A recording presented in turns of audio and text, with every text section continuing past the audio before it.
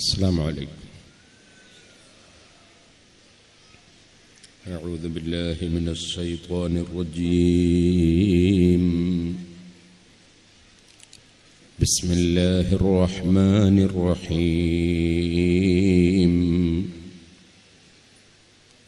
الحمد لله رب العالمين.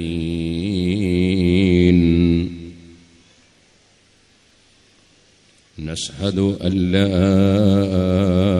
إله إلا الله ونشهد أن محمدًا عبده ورسوله. اللهم صل وسلم وبارك على رسولك وحبيبك سيدنا محمد وعلى آل وأصحاب سيدنا ومولانا محمد وعلى جميع الأنبياء والمرسلين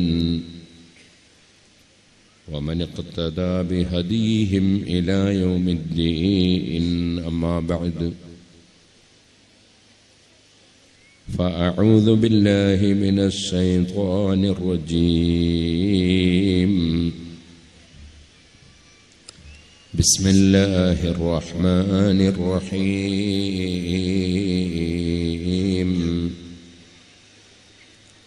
يا أيها الناس اتقوا ربكم الذي خلقكم من نفس واحدة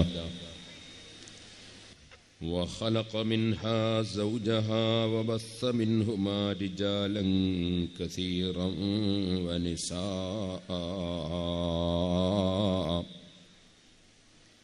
واتقوا الله الذي تساءلون به والأرحام إن الله كان عليكم رقيبا. صدق الله العلي العظيم. صدق وبلغ رسوله النبي الكريم ونحن على ذلك من الشاهدين الشاكرين والحمد لله رب العالمين.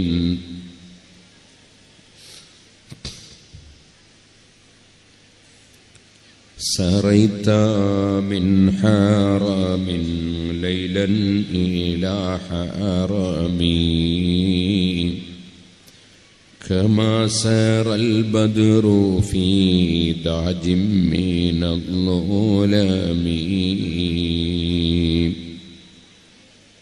وبت ترقى إلى أن نلت منزلة من قاب قوسين لم تدرك ولم ترمي. مولاي صل وسلم دائما أبدا على حبيبك خير الخلق كلهم.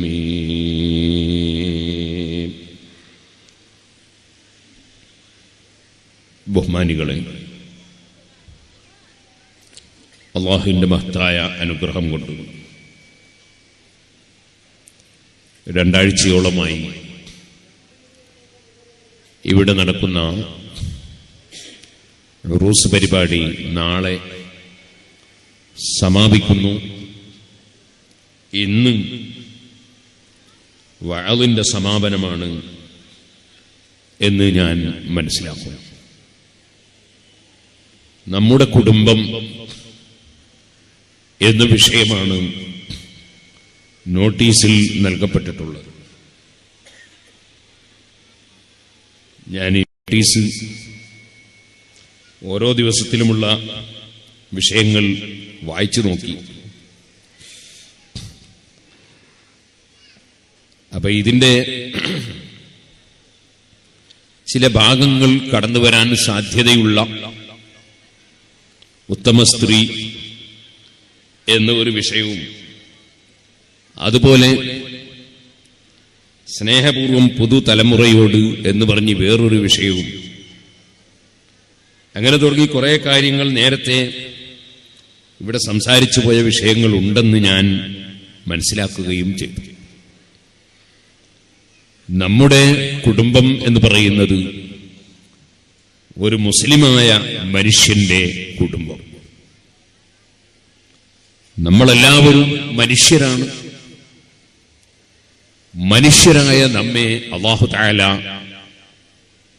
മറ്റ് ജീവികളിൽ നിന്ന് വ്യത്യസ്തമായി സൃഷ്ടിച്ചിരിക്കുകയാണ്. തിന്നലും കുടിക്കലും ശ്വസിക്കലും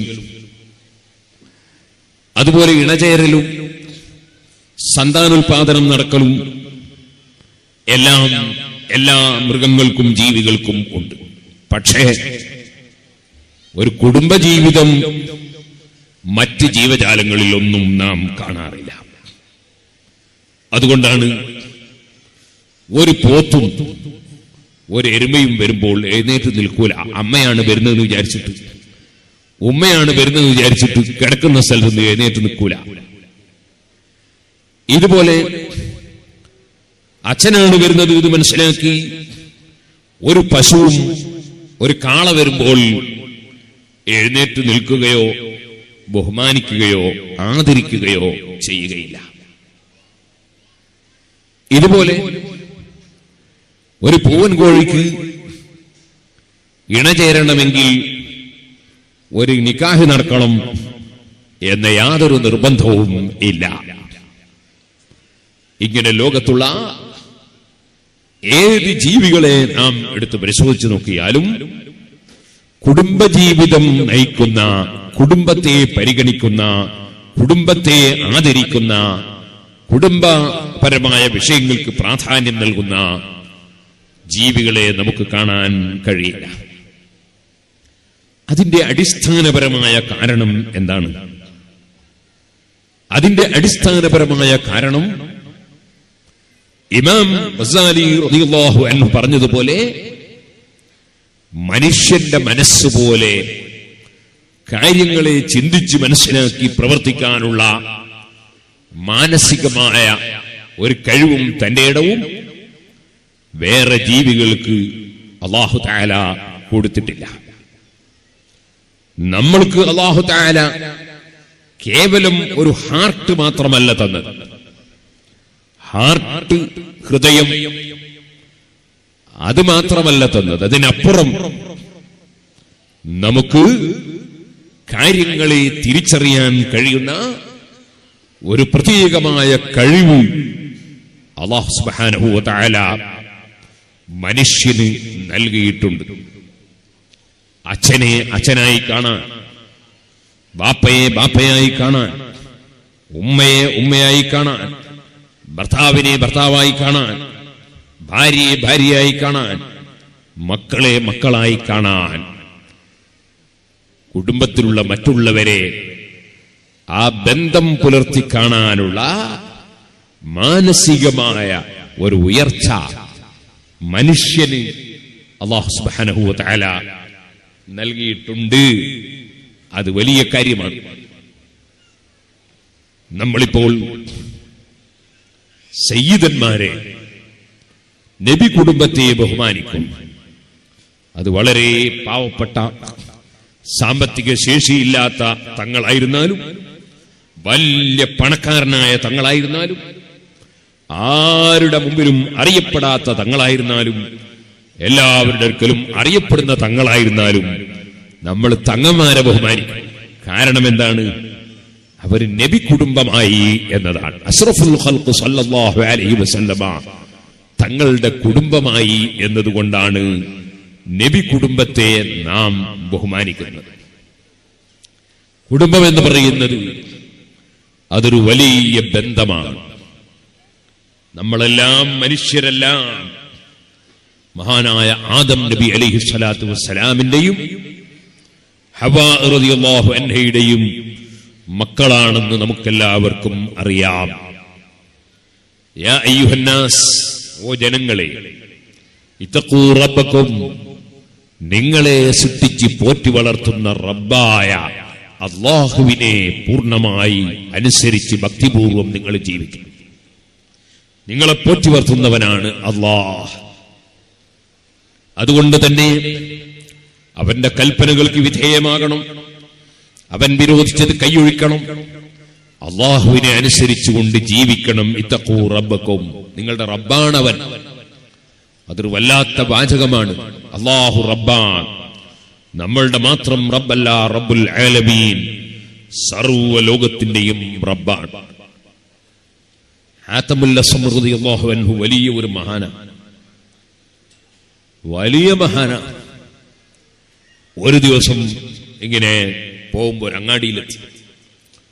അപ്പൊ ആ അങ്ങാടിയിൽ നിന്ന് മഹാനവറുകളുടെ ശിഷ്യൻ, ആ ശിഷ്യനെ വേറെ ഒരാള് വളരെ ശബ്ദമിട്ട് കശക്കുകയാണ്. അത് കണ്ടപ്പോ ഉസ്താദായ ഹാതമുൽ അസ്മർ റളിയല്ലാഹു അൻഹുവിന് മനസ്സിന് പ്രയാസം. കാരണം പല നിലക്കുള്ള കുടുംബങ്ങളുണ്ട്. രക്തബന്ധത്തിലുള്ള കുടുംബം അതൊരു കുടുംബമാണ്. ഉസ്താദ് ശിഷ്യൻ എന്ന നിലക്കൊരു കുടുംബമുണ്ട്. ആ ബന്ധവും വലിയ കുടുംബം തന്നെയാണ്. ആത്മീയ രംഗത്തുള്ള ഗുരു ശിഷ്യ ബന്ധം. ആ ബന്ധമാണല്ലോ എല്ലാ മുഅ്മിനീങ്ങൾക്കും നബി സല്ലല്ലാഹു അലൈഹി വസല്ലം തങ്ങളോടുള്ള ബന്ധം. അതുകൊണ്ടല്ലേ അന്താ ഉമ്മുൻ അം അബൂ മറഅയ്ന ഫീഹിമാ മിസ്ല ഹുസൈനിക ഖത്തു യാ സയ്യിദി ഖൈറൻ നബി അസ്സലാത്തു അലൻ നബി വസ്സലാമു അലർ റസൂൽ അസ്സഫീഉൽ അബ്താഹി വൽ ഹബീബിൽ അറബി. നമ്മളെല്ലാം നബി തങ്ങളോട് പറയും, തങ്ങൾ ബാപ്പയാണോ ഉമ്മയാണോ? ബാപ്പ ഉമ്മയിലൊന്നും തങ്ങൾക്കുള്ള ഗുണം നമ്മൾ കണ്ടിട്ടില്ല. അപ്പോ നബി സല്ലല്ലാഹു അലൈഹി വസല്ലം അതാ അബുൽ അർവാഹ്, സർവ്വ ആത്മാക്കളുടെയും ബാപ്പയാണ്. അന്നേക്ക് ആത്മീയമായ കുടുംബം അത് നബി സല്ലല്ലാഹു അലൈഹി വസല്ലമയുടെ മക്കളെപ്പോലെ അല്ലെങ്കിൽ അതിനേക്കാൾ അപ്പുറം ബന്ധമുള്ളവരാണ് സർവ്വ മുഅ്മിനീങ്ങളും നബി സല്ലല്ലാഹു അലൈഹി വസല്ലം തങ്ങളുമായി. എന്നാൽ രക്തബന്ധമുള്ളവരാണ് തങ്ങന്മാര്. അത് നബി സല്ലല്ലാഹു അലൈഹി വസല്ലം തങ്ങളുടെ മറ്റൊരു നിലക്കുള്ള കുടുംബം. ഇതുപോലെ ഗുരു ശിഷ്യന്മാർ, ഉസ്താദും ശിഷ്യനും. അൽഹംദുലില്ലാഹ്, ഞാൻ ഇവിടെ വന്നപ്പോ ചെറുപ്പക്കാരനായ മുദരിസിനെ കണ്ടു. ധാരാളം മുതഅല്ലിമീങ്ങൾ ഓതി പഠിക്കുന്നുണ്ട്. എനിക്ക് വലിയ സന്തോഷം തോന്നി. ഈ നാട്ടിന്റെ ചുറ്റുപാടിൽ തന്നെ വലിയ സന്തോഷം തോന്നി. സുന്നത്ത് ജമാഅത്തിൽ വിശ്വസിക്കുന്ന എല്ലാവരും നല്ല ഐക്യത്തോടുകൂടി ജീവിക്കുന്ന ഒരു നാട് ഖിയാമത്ത് നാൾ വരെ അല്ലാഹു അത് നിലനിർത്തി തെരുമാറാകട്ടെ. സഹോദരന്മാരെ, നമ്മൾ ഒരു ആശയത്തിന്റെ, ഒരു പ്രസ്ഥാനത്തിന്റെ കുടുംബാംഗങ്ങളാണ്. ലാ ഇലാഹ ഇല്ലല്ലാഹ് മുഹമ്മദുർ റസൂലുള്ളാഹ് എന്ന ആശയത്തിന്റെ അടിസ്ഥാനത്തിൽ ഒരു നേതാവിന്റെ കീഴിലുള്ള കുടുംബാംഗങ്ങളാണ്. കുടുംബങ്ങൾ തമ്മിൽ തെറ്റാൻ പാടില്ലാത്തതുപോലെ ഒരു പ്രദേശത്തുമുള്ള മുഅ്മിനീങ്ങൾ തമ്മിൽ തെറ്റാൻ പാടില്ല. ഒരു നാട്ടുകാരും തമ്മിൽ തെറ്റാൻ പാടില്ല. നമ്മളൊരു പ്രസ്ഥാനത്തിന്റെ, ഒരു നേതൃത്വത്തിന് കീഴിലുള്ള കുടുംബാംഗങ്ങളാണ്. അങ്ങനെയുമുണ്ട് നമുക്കൊരു കുടുംബം. അപ്പൊ ഹാതമുൽ അസ്മർ റളിയല്ലാഹു അൻഹുവിന്റെ ശിഷ്യൻ, ആ ശിഷ്യൻ കശക്കപ്പെടുന്നത് കണ്ടപ്പോ ഹാതമുൽ അസ്മർ റളിയല്ലാഹു അൻഹു ഈ കശക്കുന്ന ആളോട് ചോദിച്ചു, എന്താ പ്രശ്നം? അപ്പൊ പറഞ്ഞു, ഇവനൊരു പൈസ തരാനുണ്ട്, സാധനം വാങ്ങിയിട്ട് കുറെ സായി തരാന്ന് പറയാണ്, കിട്ടുന്നില്ല. അതുകൊണ്ടാണ് ദേഷ്യം പിടിച്ചിട്ട് പറയുന്നത്. അപ്പൊ നോക്കുമ്പോ ഈ സാധു മുതഅല്ലിമിന് പൈസ ഇല്ലാഞ്ഞിട്ടാ കൊടുക്കണ വിചാരിച്ചിട്ടല്ല. അപ്പൊ ഹാതമുൽ അസ്മർ റളിയല്ലാഹു അൻഹു പറഞ്ഞു, കുറച്ച് സഹായിച്ചൂടെ ചോദിച്ചു ഈ മുതലാളിനോട്. അപ്പൊ മുതലാളി പറഞ്ഞു, എന്നോട് സഹായത്തിന്റെ വിവരം എന്ന് പറയണ്ട, എനിക്ക് പണം കിട്ടിയാൽ മതി എന്ന് പറഞ്ഞു. അങ്ങനെ ഉണ്ടല്ലോ ചിലർ, ഓരോരുത്തരുടെ ബഹുമാനം മനസ്സിലാക്കാത്തവർ, ഓരോരുത്തരുടെ സ്ഥാനം മനസ്സിലാക്കാത്തവർ. അത് പറഞ്ഞപ്പോ ഹാതമുൽ അസ്മർ റളിയല്ലാഹു അൻഹുവിന് ഒരിക്കലും ദേഷ്യം പിടിക്കാത്ത ആളാണ്. എന്ത് പറഞ്ഞാലും ദേഷ്യം പിടിക്കൂല. അപ്പൊ ചെറിയ ദേഷ്യം മനസ്സിൽ വന്നു. ഹാതമുൽ അസ്മർ റളിയല്ലാഹു അൻഹുവിന്റെ ശരീരത്തിലിട്ട ഒരു മേത്തട്ടം, ആ മേത്തട്ടം എടുത്തിട്ട് നിലത്തൊരൊറ്റ അടി അയാൾ അടിച്ചിട്ടില്ല, കാരണം അയാൾ പൈസ ഇട്ടാണ്ടിട്ടല്ലേ ചോദിക്കുന്നത്, അയാൾ അടിച്ചാൻ പറ്റുമോ? നിലത്തൊരൊറ്റ അടി അടിച്ചപ്പോൾ നിറയെ സ്വർണ്ണ നാണയം. എത്രയാണ് നിനക്ക് കിട്ടാനുള്ളത്? പെറുക്കിയെടുത്തോ, ആവശ്യമുള്ള സ്വർണ്ണ നാണയം പെറുക്കിയെടുത്തോ. നിനക്ക് കിട്ടാനുള്ളത് തികഞ്ഞാൽ പിന്നെ കൈ നീട്ടിപ്പോകരുത്, കിട്ടേണ്ടത് മാത്രം പെറുക്കിയെടുത്തോളൂ. ഇയാള് പെറുക്കി അങ്ങനെ കിട്ടാനുള്ളത് തീർത്തും പെറുക്കി. പിന്നെയും ദുന്യാവ് കണ്ടപ്പോ ഇയാളെ മനസ്സ് അടുത്ത സ്വർണ്ണ നാണയത്തിലേക്ക് അങ്ങ് നീങ്ങിയപ്പോൾ കയ്യങ്ങൊടിഞ്ഞുപോയി.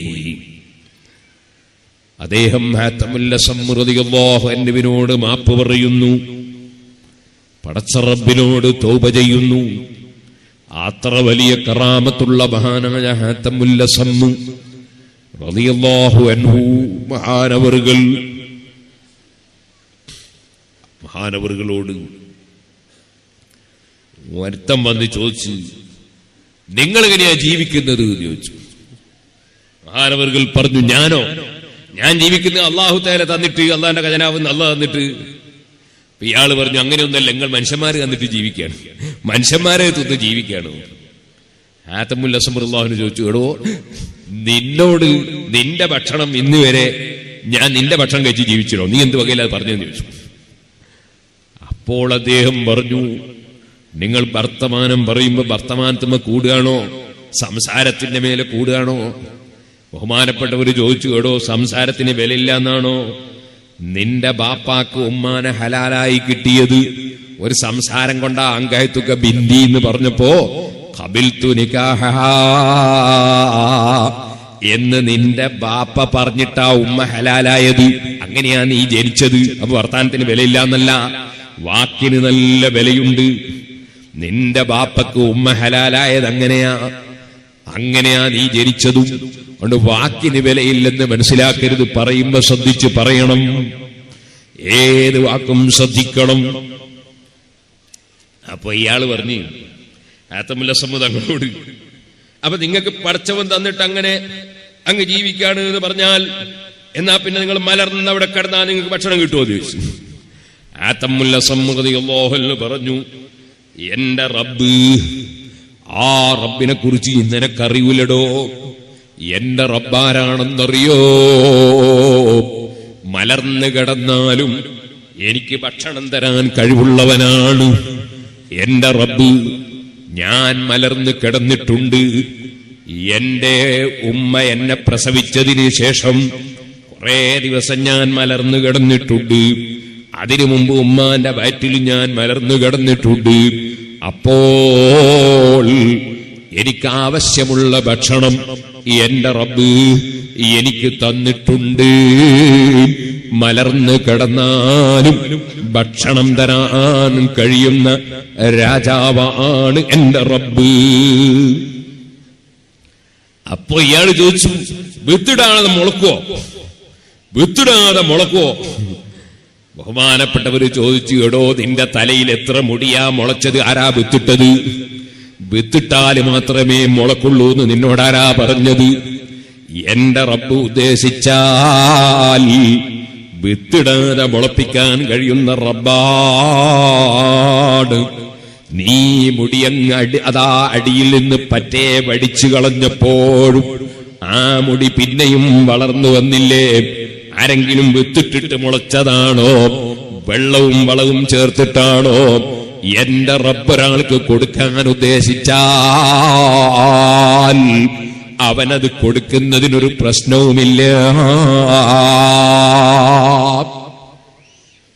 അങ്ങനെ കുറെ സംസാരം കഴിഞ്ഞപ്പോ ഈ മനുഷ്യന് മനസ്സിലായി, ഇതൊരു സാധാരണ പണ്ഡിതനല്ല, ഒരു സാധാരണ മഹാനല്ല.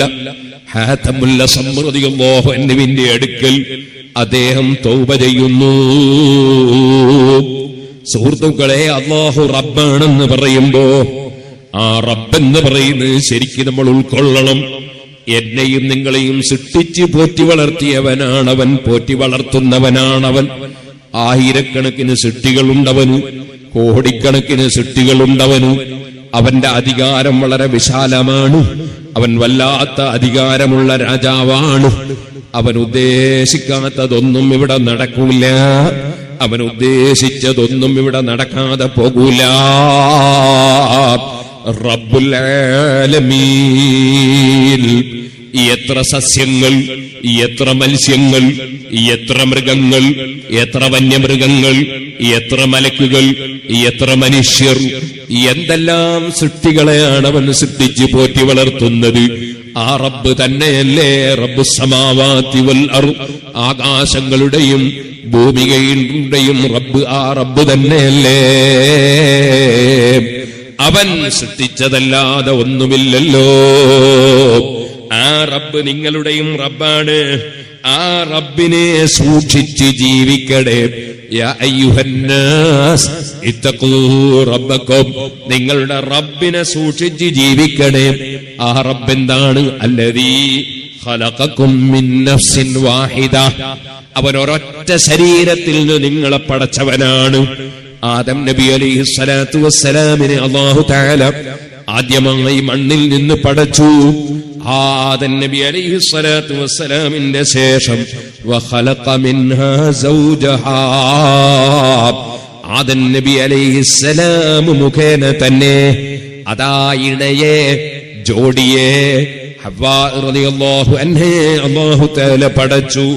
خلق منها وخلق منها زوجها وبث منهما رجالا كثيرا ونساء.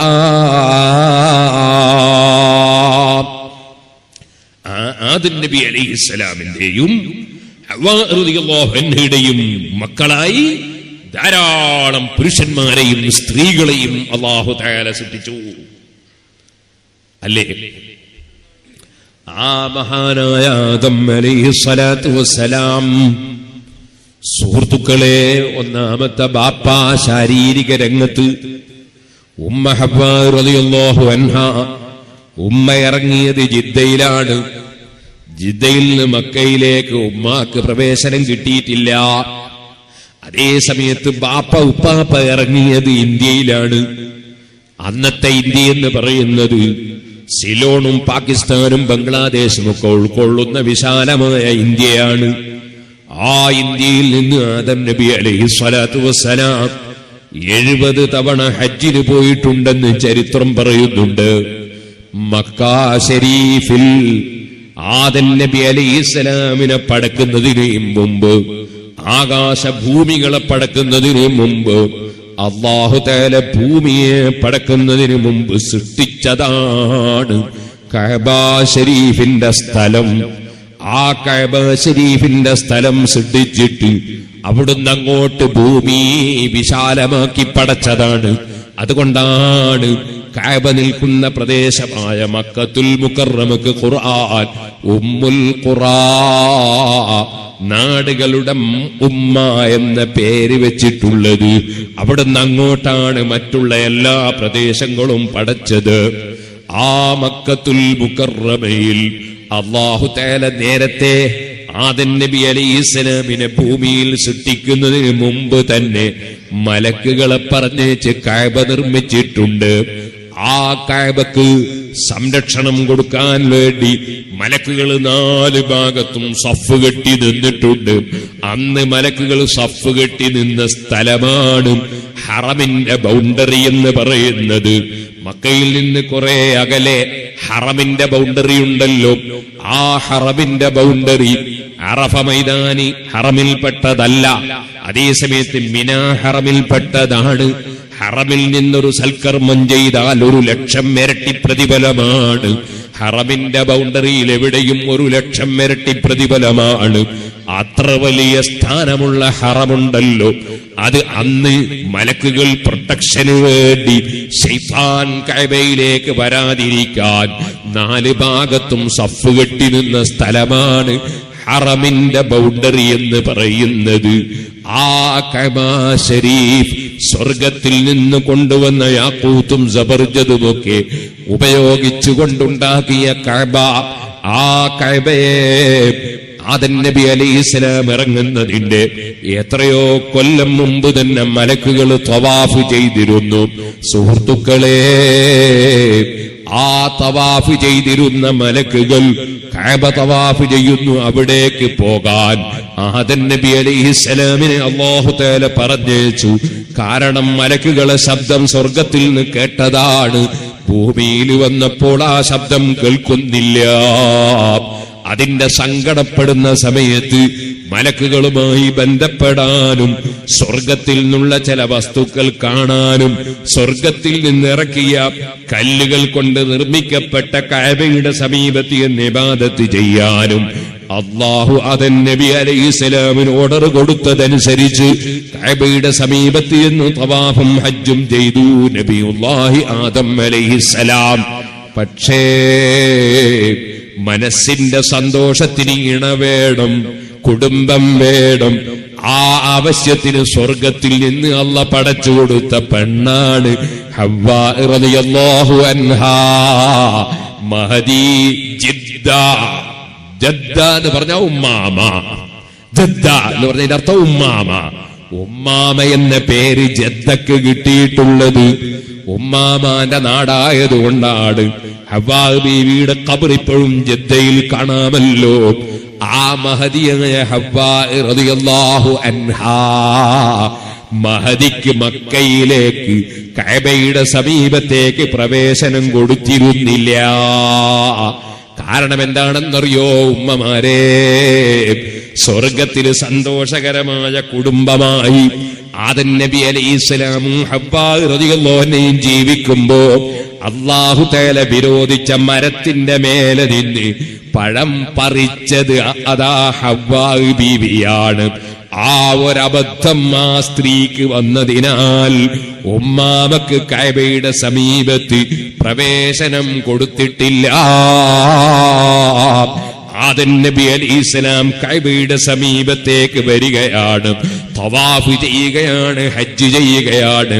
ഭാര്യയുമായുള്ള ബന്ധത്തിൽ സന്തോഷം കിട്ടാൻ ഇടയ്ക്ക് ആദം നബി അലൈഹിസ്സലാം മക്കയിൽ നിന്ന് ജിദ്ദയിലേക്ക് പോകലാണ്.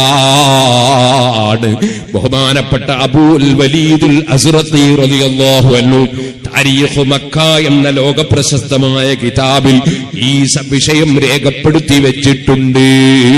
സുഹൃത്തുക്കളെ, ആ കഅബ ശരീഫിന്റെ സമീപത്ത് വന്ന് ഇബാദത്തെടുത്ത നബിയുല്ലാഹി ആദം അലൈഹിസ്സലാം കഅബ ശരീഫിന്റെ ബഹുമാനവും കഅബയുടെ സമീപത്ത് മഹാന്മാരെ വരലും അത് ഇബ്രാഹിം നബി അലൈഹിസ്സലാമിന്റെ കാലം മുതൽ തുടങ്ങിയതല്ല.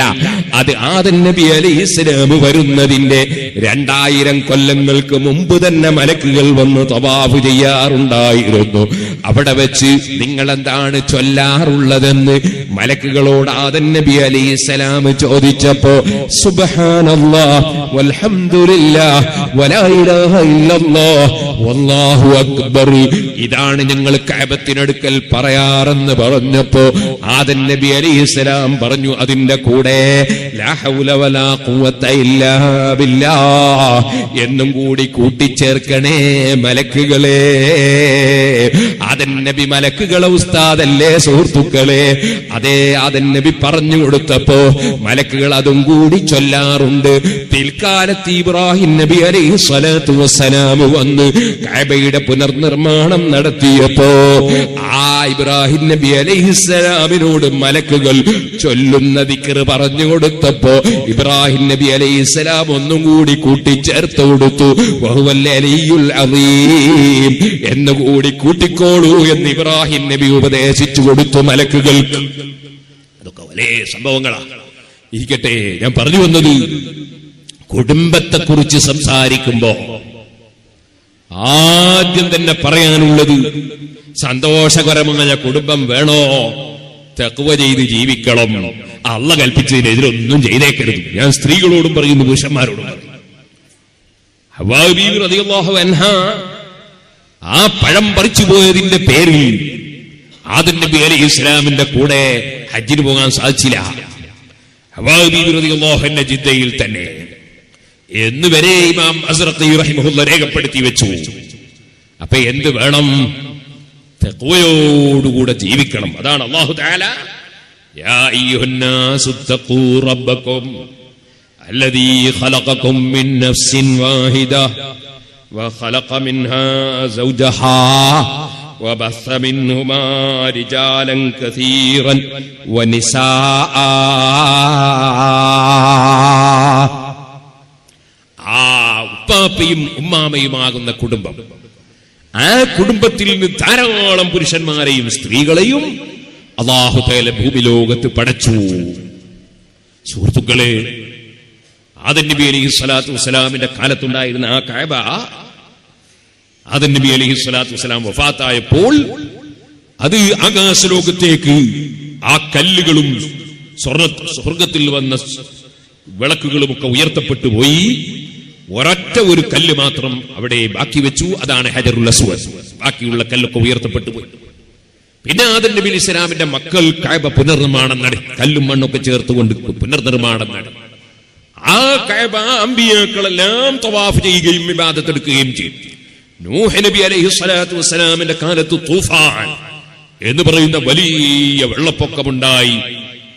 നൂഹ് നബി അലൈഹിസ്സലാമിന്റെ ശത്രുക്കൾ കൊല്ലപ്പെടുമ്പോൾ, സുഹൃത്തുക്കളെ, നൂഹ് നബി അലൈഹിസ്സലാമിന്റെ ഒരു മകൻ ഖനാൻ, അവനെ നൂഹ് നബി അലൈഹിസ്സലാം വിളിച്ചു, സത്യത്തിലേക്ക് വിളിച്ചു, ബാപ്പയുടെ കൂടെ നിൽക്കാൻ വേണ്ടി വിളിച്ചു.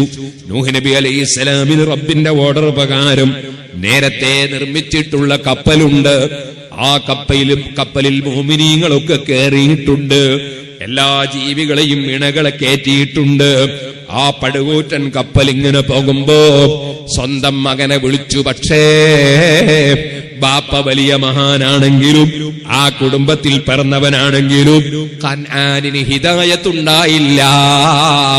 അവൻ നൂഹ് നബി അലൈഹിസ്സലാമിനോട് പറഞ്ഞു, സആബി ഇലാ ജബലി യസിമുനി മിനൽ മാ.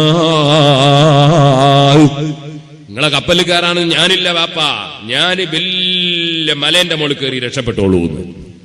പക്ഷേ ആ മകനെ രക്ഷപ്പെടുത്താൻ പടച്ച റബ്ബിനോട് നൂഹ് നബി അലൈഹിസ്സലാം പ്രാർത്ഥിക്കുമ്പോ അല്ലാഹു പറയുന്നു, നൂഹ് നബിയെ, അത് നിങ്ങളെ കൂട്ടത്തിൽ പെട്ടതല്ല. സ്വന്തം മകനാണെങ്കിലും ആശയപരമായി നിങ്ങൾ ഉൾക്കൊള്ളുന്ന ഈമാൻ ഉൾക്കൊള്ളാൻ കഴിയാത്ത മകൻ അത് കുടുംബത്തിൽപ്പെട്ടതായി കണക്കാക്കേണ്ടതില്ല.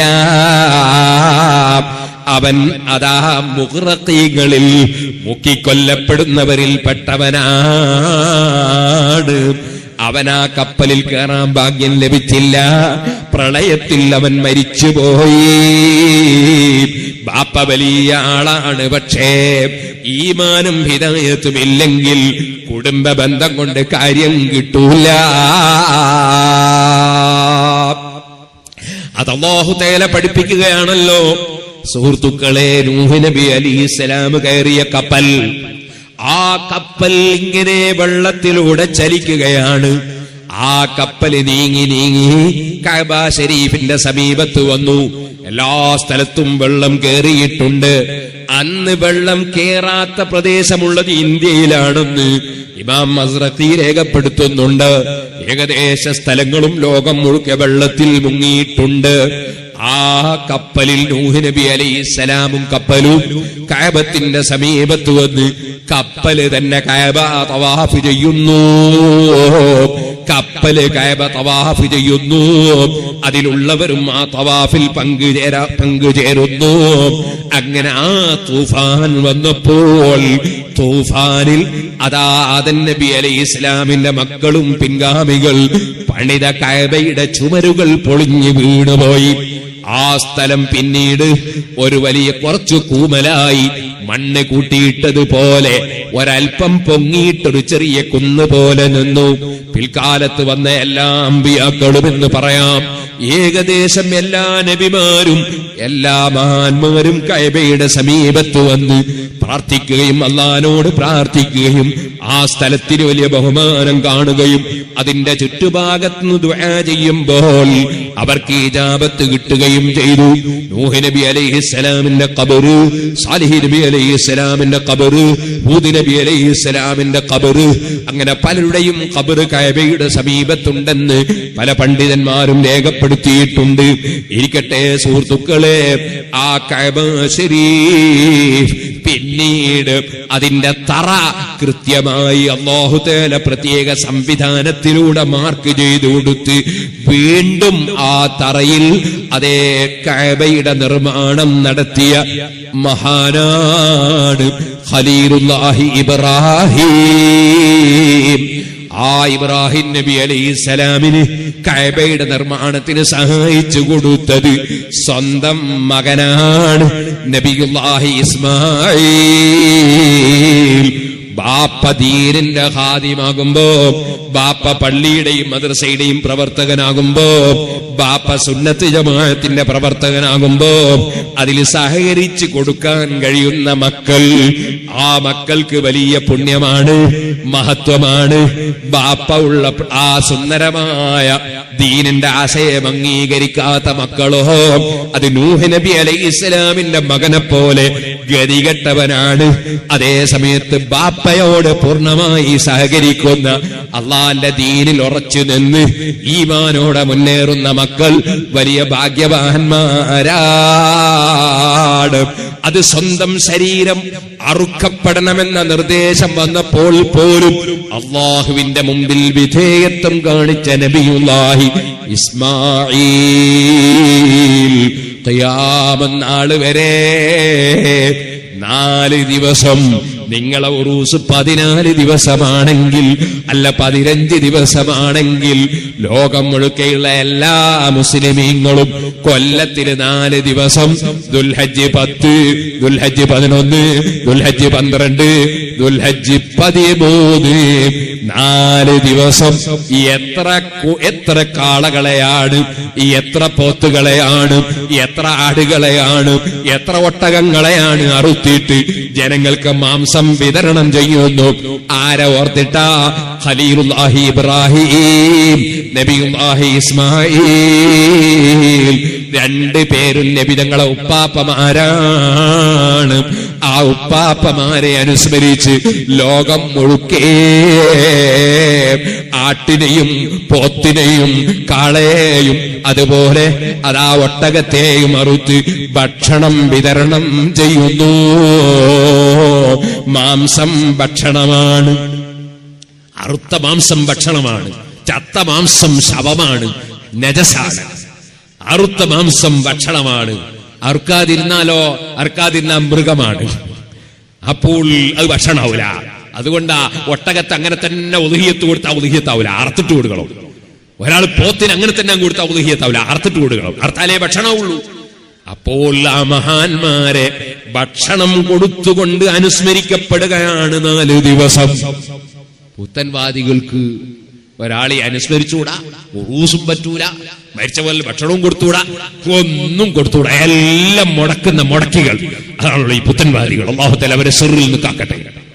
സുഹൃത്തുക്കളെ, ഞാൻ പറഞ്ഞു വന്നത് ആ ഇസ്മായിൽ അലൈഹിസ്സലാത്തു വസ്സലാം, ഇസ്മായിൽ അലൈഹിസ്സലാത്തു വസ്സലാം ബാപ്പയുടെ അതേ ആദർശത്തിൽ, അതേ ആശയത്തിൽ ഉറച്ചിരുന്നുകൊണ്ട് നീങ്ങിയ മകൻ, ആ ബാപ്പ, ആ ഭർത്താവിനെ 100% അംഗീകരിച്ച് വിശ്വസിച്ച ഭാര്യ ഹാജർ ബീബി റളിയല്ലാഹു അൻഹാ, സാറ ബീബി റളിയല്ലാഹു അൻഹാ, 2 മഹദികളും സ്മരിക്കപ്പെടുന്നു. എന്റെ പ്രിയപ്പെട്ട സഹോദരിമാരെ, സഹോദരന്മാരെ, ഒരു കുടുംബത്തിന്റെ മഹിമ എന്തുകൊണ്ടാണ്? തഖ്വ കൊണ്ടാണ്. കുടുംബത്തിന്റെ മഹിമ തഖ്വ കൊണ്ടാണ്.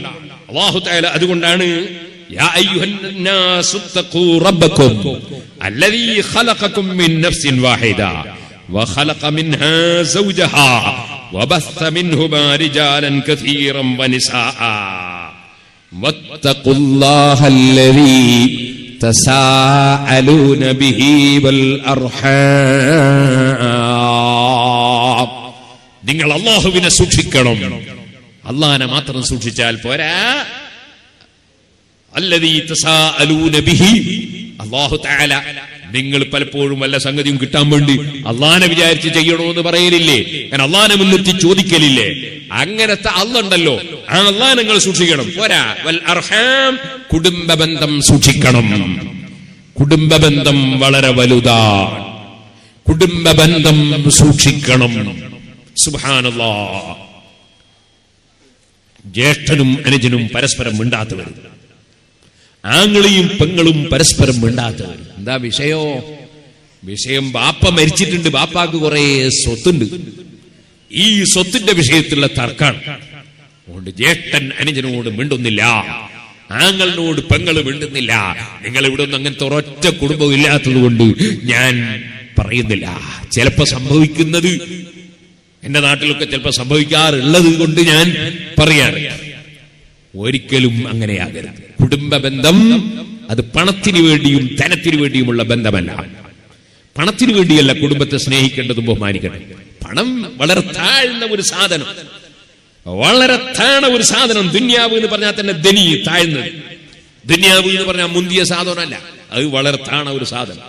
അതിനുവേണ്ടി കുടുംബ ബന്ധം മുറിക്കുകയോ, അതിനുവേണ്ടി അയൽവക്കം മുറിക്കുകയോ, അതിനുവേണ്ടി മുഅ്മിനീങ്ങൾ തമ്മിൽ പിണങ്ങുകയോ, അതിന്റെ പേരിൽ മുഅ്മിനീങ്ങൾ തമ്മിൽ തല്ലുണ്ടാക്കുകയോ പാടില്ല. അത് വളരെ താഴ്ന്ന ഒരു സാധനം. കുടുംബം അത് വളരെ മഹത്വമുള്ളതാ.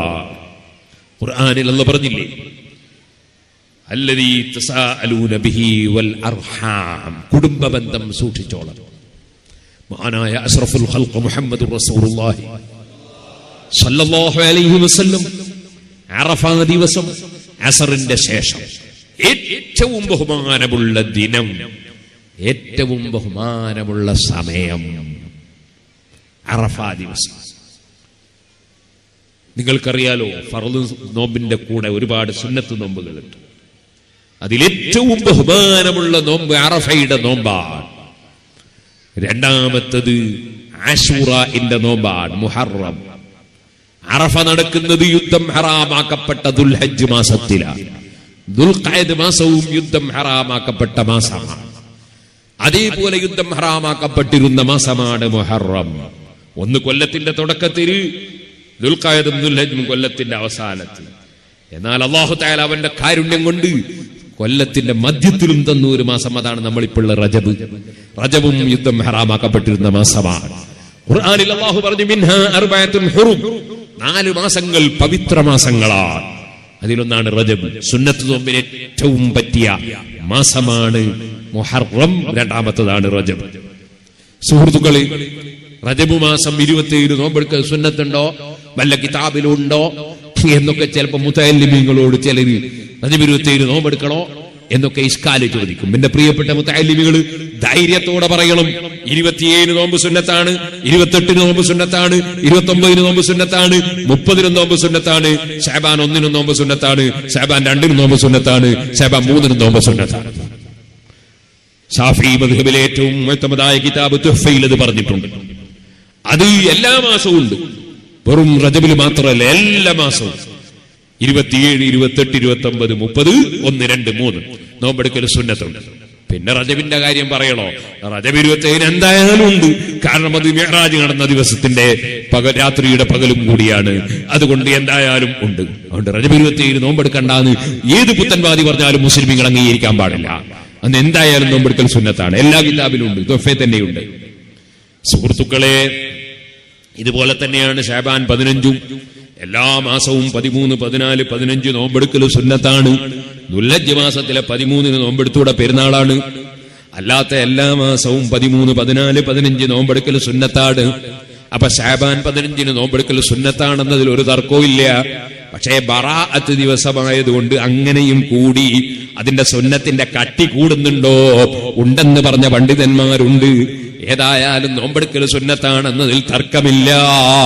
അതുകൊണ്ട് ബറാഅത്തിന്റെ അന്ന് നോമ്പെടുക്കുമ്പോ, റജബ് 27 നോമ്പെടുക്കുമ്പോ അത് മുറിക്കാൻ വേണ്ടി വിവരം കെട്ട പുത്തൻവാദി പറഞ്ഞാൽ അവൻ ജനങ്ങളെ നരകത്തിലേക്ക് കൊണ്ടുപോകുന്നവനാണ്, സ്വർഗത്തിലേക്ക് കൊണ്ടുപോകുന്നവനല്ലെന്ന് മനസ്സിലാക്കി പുത്തൻവാദിയുടെ സർവ്വവാക്കുകളും പുത്തൻവാദിയെ തന്നെയും പരിപൂർണമായി മുസ്ലിമീങ്ങൾ വലിച്ചെറിയണേ.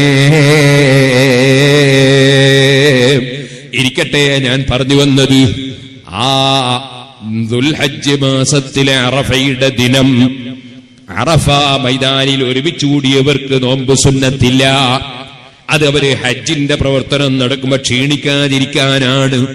എന്നാൽ പുറത്തുള്ളവർക്കൊക്കെ വലിയ നോമ്പ് സുന്നത്തുള്ള ദിവസമാണ്. ആ ദിവസം അസറിന്റെ ശേഷം സഹാബത്തിന്റെ കൂടെ നബി തങ്ങൾ ഒരുമിച്ച് കൂടിയപ്പോ പ്രാർത്ഥന നടത്താൻ പോവാണ്, ദ്വാർക്കാൻ പോവാണ്. നബി തങ്ങൾ പറയുന്നു, എന്റെ സദസ്സിൽ കുടുംബബന്ധം മുറിക്കുന്ന വല്ലവനുമുണ്ടെങ്കിൽ അവൻ എഴുന്നേറ്റ് പോകണേ.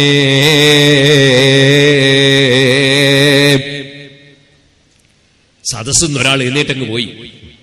കുറച്ചു കഴിഞ്ഞിട്ട് മടങ്ങി വന്നു. നബി തങ്ങൾ ചോദിച്ചു, എവിടെ പോയത്? ഞാൻ എന്റെ ഉമ്മാന്റെ സഹോദരിയുമായി, അടുത്ത ബന്ധുവുമായി ഞാൻ പരസ്പരം കുറച്ച് അകൽച്ചുണ്ടായിരുന്നു, അത് പൊരുത്തപ്പിടിച്ച് നന്നാകാൻ പോയതാണ്. നബി സല്ലല്ലാഹു അലൈഹി വസല്ലം പറഞ്ഞു, ഞാൻ അങ്ങനെ സദസ്സിൽ എഴുന്നേറ്റ് പോകണമെന്ന് പറയാൻ കാരണം, കുടുംബബന്ധം മുറിക്കുന്നവനൊരു സദസ്സിലുണ്ടായാൽ ആ സദസ്സിലെ ദുആക്ക് ഉത്തരം കിട്ടാൻ പ്രയാസമാണ്. ആ സദസ്സിലെ ദുആക്ക് ഉത്തരം കിട്ടാൻ പ്രയാസമാണ്. മിമ്പർ വന്ന് ഖതീബ് ഖുതുബോദി നമ്മൾ ആമീൻ പറയുന്നുണ്ട്. നിസ്കാര ശേഷം പിന്നെയും ദുആക്ക് ആമീൻ പറയുന്നുണ്ട്. സുബ്ഹാനല്ലാഹ്, പ്രാർത്ഥന നടത്താൻ ഒരുപാട് തങ്ങമാരെ ക്ഷണിക്കുന്നുണ്ട്, വരുന്നുണ്ട്, അതുപോലെ പങ്കെടുക്കുന്നുണ്ട്, ആലിമീങ്ങൾ വരുന്നുണ്ട്, ദുആർക്കുന്നുണ്ട്, നമ്മളെല്ലാം ആമീൻ പറയുന്നുണ്ട്. ഒക്കെ നല്ലത് തന്നെ, വേണ്ടത് തന്നെ. പക്ഷേ ചോദിക്കട്ടെ, കുടുംബബന്ധം മുറിക്കുന്നവൻ സദസ്സുണ്ടെങ്കിൽ ദുആക്കുത്തരം കിട്ടൂല എന്ന് നബി തങ്ങൾ പറയുമ്പോ, നമ്മളുടെ നാട്ടിൽ, നമ്മുടെ ജമാഅത്തിൽ, നമ്മുടെ കുടുംബത്തിൽ കുടുംബബന്ധം മുറിക്കുന്ന ദുആക്ക് ഇജാബത്ത് കിട്ടുന്ന തടസ്സം വരുന്ന ഒരു വ്യക്തിയും ഉണ്ടാകരുതെന്നൊരു നിർബന്ധം നമുക്ക് വേണ്ടയോ? അതുകൊണ്ട് തന്നെ ഓരോ മഹല്ലുകളിലുമുള്ള ജമാഅത്തിന്റെ നേതാക്കൾ, ഓരോ മഹല്ലിലുമുള്ള പണ്ഡിതന്മാർ അവരെന്ത് വേണം? ഈ മഹല്ലിലുള്ള ദുആക്ക് ഉത്തരം കിട്ടണമെന്ന നിലയ്ക്ക് ആ നാട്ടിൽ എവിടെയെങ്കിലും കുടുംബങ്ങൾ തമ്മിൽ തെറ്റിയവരുണ്ടെങ്കിൽ അതൊന്ന് മസ്ലഹത്താക്കാൻ വേണ്ടി ശ്രമിക്കണേ, മസ്ലഹത്താക്കണേ. ഒരിക്കലും മനുഷ്യൻ പരസ്പരം തെറ്റിയല്ല ജീവിക്കേണ്ടത്, ഐക്യത്തോടെയാണ് ജീവിക്കേണ്ടത്. അല്ലാഹുവേ, സുന്നത്ത് ജമാഅത്തിന്റെ മുഴുവൻ ആലിമീങ്ങൾക്കിടയിലും മുഅ്മിനീങ്ങൾക്കിടയിലും നീ ഐക്യം നൽകണേ അല്ലാഹ്. വസുൽഹു ഖൈർ, ഐക്യം ഖൈറാണ്, സന്ധി ഖൈറാണ്. അല്ലാഹു ഖുർആനിൽ പറഞ്ഞില്ലേ, ഐക്യമുണ്ടാക്കുന്നവർക്ക് വലിയ പ്രതിഫലം അല്ലാഹു വാഗ്ദത്തം ചെയ്തില്ലേ? ലാ ഖൈറ ഫീ കതീരിൻ മിൻ നജ്വാഹും ഇല്ലാ മൻ അമറ ബിസദഖത്തിൻ ഔ മഅറൂഫിൻ ഔ ഇസ്ലാഹിൻ ബൈനൻ നാസ് വമൻ യഫ്അൽ ദാലിക ഇബ്തിഗാഅ മർളാത്തില്ലാഹി ഫസൗഫ നൂതീഹി അജ്റൻ അളീമാ. ഐക്യമുണ്ടാക്കുന്നവർക്ക് വലിയ പ്രതിഫലം അല്ലാഹു കൊടുക്കുമെന്ന് ഖുർആനിൽ അല്ലാഹു പറഞ്ഞില്ലേ? അതുകൊണ്ട് എല്ലാ മഹല്ലത്തുകളിലും ഐക്യമുണ്ടാകണം, എല്ലാ കുടുംബങ്ങളിലും ഐക്യമുണ്ടാകണം. പരസ്പരം തെറ്റിയല്ല ജീവിക്കേണ്ടത്, അകന്നുകൊണ്ടല്ല ജീവിക്കേണ്ടത്, വെറുത്തുകൊണ്ടല്ല മുഖത്ത് നോക്കേണ്ടത്. സന്തോഷത്തോടെ ജീവിക്കണം, അതിന് മനസ്സുകൾ തമ്മിൽ അടുക്കണം. അതേപോലെ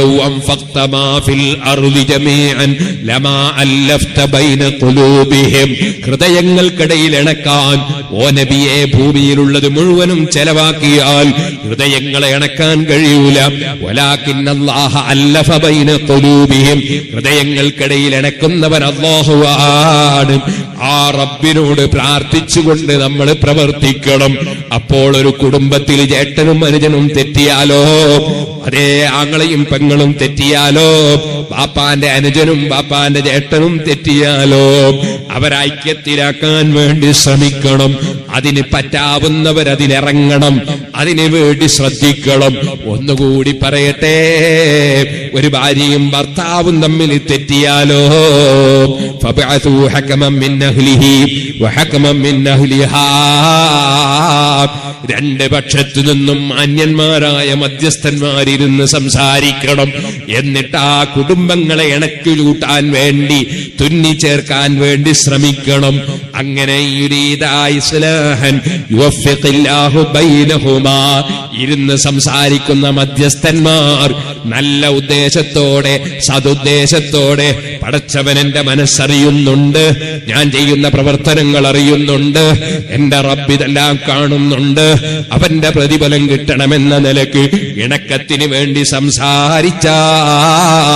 യുവഫിഖില്ലാഹു ബൈനഹുമാ, അല്ലാഹു ജല്ല ജലാലുഹു അവർക്കിടയിൽ ഇണക്കം കൊടുക്കാൻ തൗഫീഖ് നൽകും. അതുപോലെ ഭാര്യയും ഭർത്താവും നന്നാകണമെന്ന നിലക്ക് സംസാരത്തിനൊരുങ്ങിയാൽ അവർക്കിടയിൽ അല്ലാഹു തആല തൗഫീഖ് നൽകുമെന്ന് വരെ ഖുർആൻ പറയുകയാണ്. കുടുംബങ്ങൾ തമ്മിൽ തെറ്റാൻ പാടില്ല. അതിനെന്ത് വേണം? വിശാലമായ മനസ്സ് വേണം. വിശാലമായ മനസ്സ് വേണം. ഒരിക്കലും തീവ്രവാദം പാടില്ല, ശക്തി കൂട്ടാൻ പാടില്ല, പ്രശ്നങ്ങൾ സൃഷ്ടിക്കാൻ പാടില്ല, പ്രശ്നങ്ങൾ ഉണ്ടാക്കാൻ പാടില്ല. ഉള്ള പ്രശ്നങ്ങൾ ലഘൂകീകരിച്ചു കൊണ്ടുവരാൻ ശ്രമിക്കണം. വിശാലമായ മനസ്സ്. സുബ്ഹാനല്ലാഹ്. ചിലപ്പോ കുടുംബബന്ധം നയിക്കുമ്പോ ചിലപ്പോ ദേഷ്യം പിടിച്ചതൊക്കെ ഒരു മനുഷ്യനല്ലേ, ആ ദേഷ്യം ചിലപ്പോ കാര്യത്തിലായിക്കൊള്ളണമെന്നില്ല. ചിലപ്പോ സംസാരം പിടിച്ചില്ല എന്ന് വരും, കാര്യത്തിലായിക്കൊള്ളണമെന്നില്ല. അതൊക്കെ ക്ഷമിക്കാൻ കഴിയണം. ബീവി ആയിഷ റളിയല്ലാഹു അൻഹാ മഹദിയോട് നബി സല്ലല്ലാഹു അലൈഹി വസല്ലം പറഞ്ഞില്ലേ, ആയിഷ നിനക്ക് എന്നോട് ദേഷ്യം പിടിച്ചാൽ എനിക്ക് ഭയം മനസ്സിലാവുന്നു, എനിക്കത് വേറെ തന്നെ തിരിയുന്നു. ആയിഷ ചോദിച്ചാൽ എന്താ?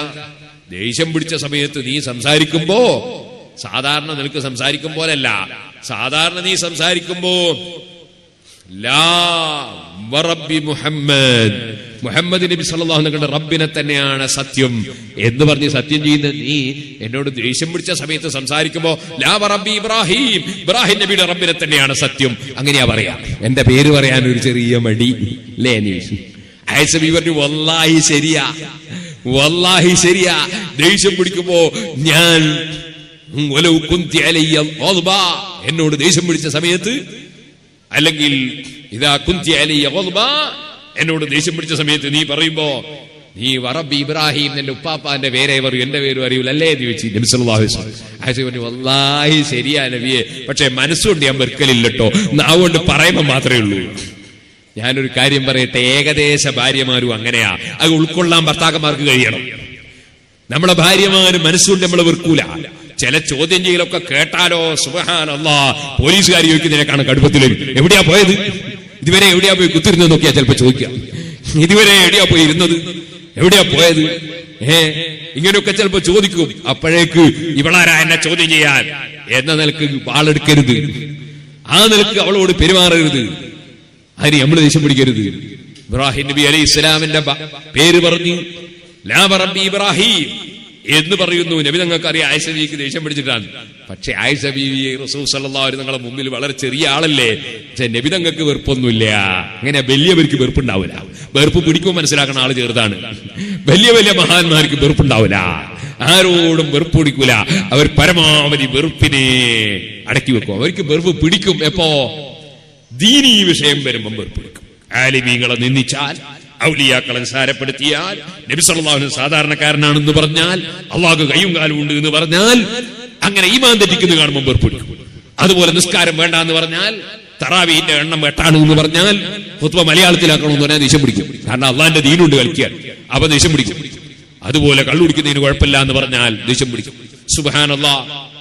ഞാൻ നേരത്തെ കുറച്ച് കടുപ്പത്തിൽ സംസാരിച്ചു മഗ്‌രിബിന്റെ ശേഷം. എന്താണ് കടുപ്പത്തിൽ സംസാരിച്ചതെന്നറിയോ? ഏതോ രാജ്യത്ത് ക്രിക്കറ്റ് നടക്കുന്നു, ഏതോ രാജ്യത്ത് കളി നടക്കുന്നു. ആ കളി അങ്ങ് നടക്കുമ്പോ നമ്മളെ നാട്ടിലെ യുവാക്കള് പന്തയം വെക്കുന്നു. ഇവന് കളിക്കുന്നവൻ അറിഞ്ഞൂടാ, കളിക്കുന്നവനായിട്ട് ഒരു ബന്ധവുമില്ല. ഏതോ നാട്ടുകാരൻ എവിടുന്നോ കളിക്കുന്നു. അതിങ്ങനെ ചാനലിൽ കാണുമ്പോ ഇവൻ ഇവിടുന്ന് പന്തയം വെക്കുന്നു, അങ്ങോട്ടും ഇങ്ങോട്ടും പൈസ പന്തയം വെക്കുന്നു. പച്ച ഹറാം. ഇന്നമൽ ഖംറു വൽ മൈസിറു വൽ അൻസാബ് വൽ അസ്ലാമു റിജ്സും മിൻ അമലി ശൈത്താൻ ഫജ്തനിബൂഹു. കള്ളിന്റെ കൂടെ, മദ്യത്തിന്റെ കൂടെ, അല്ലാഹു തആല വിഗ്രഹങ്ങളുടെ കൂടെ ഊട്ടിപ്പറഞ്ഞ സംഗതിയല്ലേ പന്തയം വെക്കൽ, വെറ്റിവെക്കൽ. എന്നിട്ട് ഏതോ ഒരുത്തൻ എവിടുന്നോ കളിക്കുന്നതിന് ഇവൻ വെറ്റുക്കാട് ജയിക്കുന്നത് ആരാണ്? എന്നിട്ട് വെറ്റും വെച്ചിട്ട് ഇങ്ങനെ ഏറ്റിക്കാഫിരിക്കാണ് ഇതിന്റെ മുന്നിൽ. ഇന്നാലില്ല, വെറ്റുവെക്കൽ ഹറാം, കൊടുക്കുന്ന പണം ഹറാം, വാങ്ങുന്ന പണം ഹറാം, സമ്പാദിക്കുന്നത് ഹറാം, ചെലവഴിക്കുന്നത് ഹറാം, മുഴുവനും ഹറാം. ഈ ഹറാമിൽ പോയി ചാടി വീഴരുതേ മുസ്ലിമീങ്ങളെ. നമുക്ക് അല്ലാഹുവിന്റെ ദീനനുസരിച്ച് ജീവിക്കണം. ദീന് വിട്ടുകൊണ്ട് നമ്മുടെ ഏതോ കക്ഷികൾ കളിക്കുന്നത് പോലെ കളിക്കാനുള്ളതല്ല മുസ്ലിമീങ്ങളായ നമ്മൾ. നമ്മൾ അള്ളാഹുവിന് തഖ്വ ചെയ്ത് ജീവിക്കണം. അള്ളാഹു കൽപ്പിച്ചതെടുക്കണം, അള്ളാഹു വിരോധിച്ചതൊഴിക്കണം. ഞാൻ നീട്ടി സംസാരിക്കുന്നില്ല, ഞാൻ വളരെ ചുരുക്കി പറയട്ടെ. കുടുംബ ബന്ധം ചേർക്കണം. ഭാര്യമാരോട് നല്ല നിലക്ക് പെരുമാറണം. ഭാര്യമാര് ഭർത്താക്കന്മാരോട് നല്ല സ്നേഹത്തോടെ പെരുമാറണം.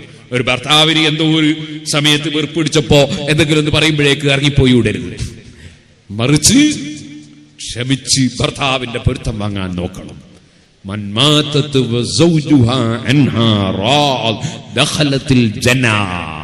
ഭർത്താവിന്റെ പൊരുത്തം വാങ്ങി മരിച്ച പെണ്ണ് സ്വർഗത്തിൽ കടന്നു. മുഹമ്മദുർ റസൂലുള്ളാഹി. ഭാര്യമാരും ക്ഷമിക്കണം, ഭർത്താക്കന്മാരും ക്ഷമിക്കണം. നമ്മുടെ ചെറുപ്പക്കാരായ കുട്ടികൾ, ആ കുട്ടികളോട് പറയട്ടെ, ബാപ്പയെ ഉമ്മയെ വല്ലാതെ പരിഗണിക്കണം. ചെറിയ പരിഗണന പോരാ, വല്ലാതെ പരിഗണിക്കണം. അവർക്ക് പൊരുത്തമില്ലാത്ത ഒരു കാര്യത്തിലും ചാടിയിറങ്ങരുത്. നിങ്ങൾ ദുബായി പോകാൻ വേണ്ടി വിസ വന്നിട്ടുണ്ട്, ബാപ്പ പറയുന്നു പോണ്ടാൻ, എന്നാ പോകാൻ പാടില്ല. ഖത്തറിൽ പോകാൻ വേണ്ടി ഒരുങ്ങി വിസ എടുത്തിട്ടുണ്ട്, ഉമ്മ പറയുന്നു പോണ്ടാൻ, എന്നാ പോകാൻ പാടില്ല. എന്തിനധികം പറയണം, സുന്നത്തായ ഹജ്ജിന് പോകാൻ ഇറങ്ങിയാൽ, ഞാൻ നേരത്തെ പറഞ്ഞ കഅബ ശരീഫിന്റെ സമീപത്തേക്കുള്ള പോക്കാണ്. ആ കഅബ മലക്കുകൾ മുഖേന നിർമ്മിക്കപ്പെട്ട് കാലാകാലം കർണൻ ബഅദ കർണിൻ ഉമ്മത്തൻ ബഅദ ഉമ്മത്തിൻ, ഒരു കാലത്തും കഅബ പരിഗണിക്കപ്പെടാത്ത കാലമുണ്ടായിട്ടില്ല. ആദം നബി അലൈഹിസ്സലാമിന്റെ കാലം മുതൽ ഓരോ കാലത്തും സർവ്വജനങ്ങളും മുഅ്മിനീങ്ങളും അമ്പിയാക്കളും ആദരിച്ച് ബഹുമാനിച്ച് പരിഗണിച്ചു വന്ന കഅബ, ആ കഅബയിലേക്ക് സുന്നത്തായ ഹജ്ജിന് പോകുമ്പോൾ, ഉംറക്ക് പോകുമ്പോൾ ബാപ്പ പോകണ്ടെന്ന് പറഞ്ഞാൽ, ഉമ്മ പോകണ്ടെന്ന് പറഞ്ഞാൽ, ഉപ്പാപ്പ പറഞ്ഞാൽ, ഉമ്മാമ പറഞ്ഞാൽ പോകാൻ പറ്റൂല. അപ്പൊ ബാപ്പ ഉമ്മയുടെ സ്ഥാനം എത്രയാണ് ഇസ്ലാമിൽ, അത് പരിഗണിക്കണേ യുവാക്കളെ. ഉമ്മാന്റെ വാക്കിന് വില കൽപ്പിക്കാതെ, ഉപ്പാപ്പാന്റെ വാക്കിന് വില കൽപ്പിക്കാതെ, ബാപ്പാനെ അനുസരിക്കാതെ, നമ്മളെ പോറ്റി വളർത്തിയ ഉമ്മ ബാപ്പമാരെ അതാ കണ്ണുകൊണ്ട് എടുത്തെറിഞ്ഞ് നമ്മൾക്ക് ആരോഗ്യവും പണവും കയ്യിൽ കിട്ടുമ്പോ ബാപ്പ ഉമ്മയെ പരിഗണിക്കാത്തവരായി അതപ്പതിച്ചു പോകരുതേ. ബാപ്പാന്റെ കയ്യിൽ പണമില്ല, ഉമ്മാന്റെ കയ്യിൽ പണമില്ല, ഭർത്താവ് വിദേശത്ത് പോയി വലിയ പണക്കാരനാണ്. നീ എത്ര വലിയ പണക്കാരനായാലും നിന്റെ ബാപ്പാന്റെ കൈ പിടിച്ച് നീ ചുംബിച്ചോ, നിന്റെ ഉമ്മാന്റെ കാല് പിടിച്ച് ചുംബിച്ചോ,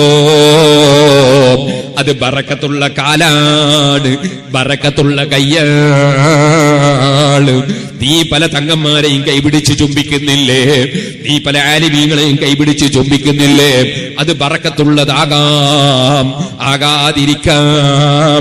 സയ്യിദന്മാര് നബി സല്ലല്ലാഹു അലൈഹി വസല്ലം കുടുംബമായതുകൊണ്ട് എന്തായാലും അവർക്ക് ബറക്കത്തുണ്ടെന്ന് കരുതാം. ആലിമീങ്ങൾ അല്ലാഹനെ ഭയപ്പെട്ട് മുസ്ലിമീങ്ങളെ നന്മ മാത്രം ഉദ്ദേശിച്ച് അള്ളാഹുവിന് തഖ്വ ചെയ്ത് ജീവിക്കുന്ന ആലിമീങ്ങളാണെങ്കിൽ അവരുടെ കൈക്കും ബറക്കത്തുണ്ടായിരിക്കും. എന്നാൽ സുഹൃത്തേ, ആലിമാകണമെന്നില്ല, തങ്ങളാകണമെന്നില്ല, ആരാണെങ്കിലും ശരി, നിന്റെ ബാപ്പയുടെ കൈ നിനക്ക് ബറക്കത്താണ്, നിന്റെ ഉമ്മയുടെ കൈ നിനക്ക് ബറക്കത്താണ്. അത് ആദരവ് കൊടുക്കേണ്ടതാണ്. ബാപ്പ ഉമ്മയെ പരിഗണിക്കാതെ ഒരു മോനും മോളും ജീവിക്കല്ലേ. ഒന്നുകൂടി പറയട്ടെ, സുബ്ഹാനല്ലാഹ്. ഉമ്മാനിപ്പൊ ഞാനങ്ങനെ നോക്കലില്ല. അതെന്താ? ഉമ്മ ഉള്ള സ്വത്ത് തീർത്തും മൂത്ത മോന് കൊടുത്ത് ഞങ്ങൾക്കൊന്നും തന്നിട്ടില്ല. ബാപ്പ ഉള്ളത് തീർത്തും പെങ്ങക്ക് കൊടുത്ത് നമുക്ക് ആങ്ങളാർക്കൊന്നും തന്നിട്ടില്ല. പിന്നെ ഓളെന്നെ നോയിക്കോട്ടെ. ഇങ്ങനെയും ആയി പോകരുതേ. മക്കൾക്ക് കൊടുക്കുമ്പോൾ വിവേചനം പാടില്ലെന്നത് നിയമമാണ്. മക്കൾക്ക് കൊടുക്കുമ്പോ എല്ലാരെയും ഒരുപോലെ കാണണം, വിവേചനം കാണിക്കരുത്. നുഅ്മാൻ ഇബ്നു ബശീർ റളിയല്ലാഹു അൻഹുവിന്റെ ബാപ്പ മറ്റ് മക്കൾക്ക് കൊടുക്കാതെ നുഅ്മാനിന് കൊടുത്തപ്പോ അത് അല്ലാഹുവിന്റെ റസൂല് സല്ലല്ലാഹു അലൈഹി വസല്ലം തങ്ങൾ തിരിച്ചു വാങ്ങാനാ പറഞ്ഞത്. ഹദീസിൽ കാണാം. അതുകൊണ്ട് മക്കൾക്ക് എന്തെങ്കിലും ബാപ്പാര് കൊടുക്കുമ്പോ ഉമ്മാര് കൊടുക്കുമ്പോ വിവേചനം നടത്തി കൊടുക്കരുത്. എല്ലാരോടും തുല്യമായ സമീപനമായിരിക്കണം. വിവേചനം നടത്തുന്നത് നമുക്ക് മക്കളകന്നു പോകാൻ കാരണമാണ്, മക്കളെ സ്നേഹം നഷ്ടപ്പെട്ടു പോകാൻ കാരണമാണ്. എന്നാൽ ബാപ്പ അങ്ങനെ കൊടുത്താലോ ഉമ്മ അങ്ങനെ കൊടുത്താലോ അതിന്റെ പേരിൽ ഉമ്മ രോഗമാകുമ്പോ കയറി നോക്കാതെ, ഉമ്മാനെ ശുശ്രൂഷിക്കാതെ, ബാപ്പ രോഗമാകുമ്പോ ബാപ്പാനെ നോക്കാതെ ജീവിക്കല്ലേ മോനെ. ബാപ്പ ബാപ്പയായതുകൊണ്ടാണ് അല്ലാഹു തആല ബാപ്പാനെ ശുശ്രൂഷിക്കണമെന്ന് പറഞ്ഞത്. ഉമ്മ ഉമ്മയായതുകൊണ്ടാണ്. പണം കിട്ടുന്ന വകയിലല്ല. പണം പൂജിച്ച് ഈ പണത്തിനെ പൂജിച്ച് പണത്തിനെ ബഹുമാനിച്ച് പണത്തിന്റെ അടിമകളായി ജീവിക്കുന്നതിന് പകരം കുടുംബത്തിന് പ്രസക്തി നൽകണം. ബാപ്പാക്ക് ബാപ്പന്റെ സ്ഥാനം നൽകണം, ഉമ്മാക്ക് ഉമ്മാന്റെ സ്ഥാനം നൽകണം. ഈ പണമെന്ന് പറയുന്നത് വളരെ താണതാണ്, വളരെ താഴ്ന്നതാണ്. ഇന്നൊരുവന്റെ കയ്യിലാണ്, നാളെ വേറെ ഒരുവന്റെ കയ്യിലാണ്. അതിനെ പൂജിക്കുന്നതിന് പകരം നമ്മൾ ബഹുമാനിക്കേണ്ടത്, അംഗീകരിക്കേണ്ടത് കുടുംബ ബന്ധങ്ങളെയാണ്, പ്രായത്തെയാണ്, ഓരോരുത്തർക്കുമുള്ള സ്ഥാനത്തെയാണ്. ഞാൻ എന്റെ വാക്കുകൾ നിർത്തട്ടെ. നല്ല ക്ഷമ വേണം, എല്ലാവർക്കും വേണം ക്ഷമ. ഭാര്യക്കും വേണം, ഭർത്താവിനും വേണം, മക്കൾക്കും വേണം, എല്ലാവർക്കും നല്ല ക്ഷമ വേണം. വിട്ടുവീഴ്ച ചെയ്യാൻ സാധിക്കണം. വിശാലമായ മനസ്സ് വേണം, വിശാലമായ മനസ്സ്. സുബ്ഹാനല്ലാഹ്. ചീത്ത പറയുമ്പോഴേക്ക് തിരിച്ച് ചീത്ത പറയണ്ട, തെറി പറയുമ്പോഴേക്ക് തിരിച്ച് തെറി പറയണ്ട. പിന്നെയോ എല്ലാരോടും നല്ല സമീപനം, നല്ല മനസ്സ്. അങ്ങനെയായിരിക്കണം മനുഷ്യന്റെ ജീവിതം. ചെറിയൊരു ചരിത്രം പറഞ്ഞുകൊണ്ട് ഞാൻ എന്റെ പ്രസംഗം നിർത്തട്ടെ. അല്ലാഹുവേ, ഞങ്ങളുടെ മജ്ലിസ് നീ ദുആ ഇജാബത്തുള്ള മജ്ലിസായി ഖബൂൽ ചെയ്യണം റഹ്മാനേ. സുഹൃത്തുക്കളെ, ബഹുമാനപ്പെട്ട ബീവി റാബിഅത്തുൽ അദവിയ്യ റളിയല്ലാഹു അൻഹാ, മഹദി നാലാമത്തെ മകളാണ്. നാലാമത്തെ മകൾ. 3 പെൺകുട്ടികളാണ് ബാപ്പക്കും ഉമ്മക്കും. നാലാമത്തെ മകൾ ജനിച്ചപ്പോ പേര് റാബിഅ, നാലാമത്തവൾ. റാബിഅ എന്ന് പറഞ്ഞതിന്റെ അർത്ഥം നാലാമത്തവൾ എന്നാ. നാലാമത്തവൾ എന്ന് പേര്. ആ റാബിയത്തുൽ അദവിയ്യ റളിയല്ലാഹു അൻഹ ജനിച്ചപ്പോൾ പ്രസവിച്ച പെണ്ണിന് ഒരു കഞ്ഞി വെച്ചു കൊടുക്കാൻ അരിയില്ല, ഗോതമ്പില്ല. ആ സഹോദരിക്ക് ചെറിയ കുട്ടിയെ ഒരു തുണിയെടുത്ത് പൊതിയാൻ ഒരു കഷ്ണം തുണിയില്ല, വിളക്ക് കത്തിക്കാൻ എണ്ണയില്ല. ക്ഷമിച്ച് ജീവിക്കുന്ന കുടുംബം, ക്ഷമിച്ച് ജീവിക്കുന്ന കുടുംബം. ഭാര്യ പറഞ്ഞു ഭർത്താവിനോട് വല്ലതും കിട്ടുമോ എന്ന് നോക്ക് നിങ്ങൾ. ഭർത്താവും എല്ലാം പുറത്തുപോയി തൊട്ടടുത്ത വീട്ടിന്റെ ഗേറ്റും പിടിച്ചു നിന്നു. ആരും വരുന്നില്ല, മടങ്ങിപ്പോന്ന്. ആരോടും ചോദിക്കാൻ വിചാരിച്ചിട്ടില്ല, ഇങ്ങോട്ട് തന്നാ സ്വീകരിക്കാന്നാ വെച്ചത്. സുഹൃത്തുക്കളെ, അങ്ങനെ മഹാൻ മടങ്ങി വന്നു. ഭാര്യക്കൊന്നും കൊടുക്കാൻ കഴിഞ്ഞില്ല. ഭാര്യ ഇങ്ങനെ പ്രസവിച്ചിട്ടൊന്നും കഴിക്കാതെ ബുദ്ധിമുട്ടാണ്. ഒന്നും കിട്ടിയില്ല എന്ന് പറഞ്ഞപ്പോ ഭാര്യ കരഞ്ഞുപോയി. അബൂ റാബിയ തങ്ങൾ കാലിന്റെ മുട്ടിന്റെ മേലെ തലയും വെച്ച് ഇരുന്നുപോയി. ആ ഉറക്കത്തിൽ അവിടെ ഇരുന്നപ്പോൾ മയങ്ങിപ്പോയി. ആ മയക്കത്തിൽ കാണുന്നു മുഹമ്മദുർ റസൂലുള്ളാഹി സ്വല്ലല്ലാഹു അലൈഹി വസല്ലമ തങ്ങളെ കാണുന്നു. ഹബീബായ നബി തങ്ങൾ പറയുന്നു, ഓ അബൂ റാബിയ, ദുഃഖിക്കണ്ട, മുഷിയണ്ട. നാലാമത്തതും പെൺകുട്ടിയായതുകൊണ്ട് വിഷമിക്കണ്ട. അത് വലിയ മഹത്വമുള്ള പെൺകുട്ടിയാണ്. അള്ളാന്റെ അടുക്കൽ വലിയ സ്ഥാനമുള്ള പെൺകുട്ടിയാണ്. എന്റെ പ്രിയപ്പെട്ട സഹോദരന്മാരെ, സഹോദരിമാരെ, പെൺകുട്ടി ജനിക്കുമ്പോ മുഖം കറക്കരുത്. പെൺകുട്ടി ജനിക്കുമ്പം മുഖം കറുത്തു പോവുക, അത് ജാഹിലിയത്താ.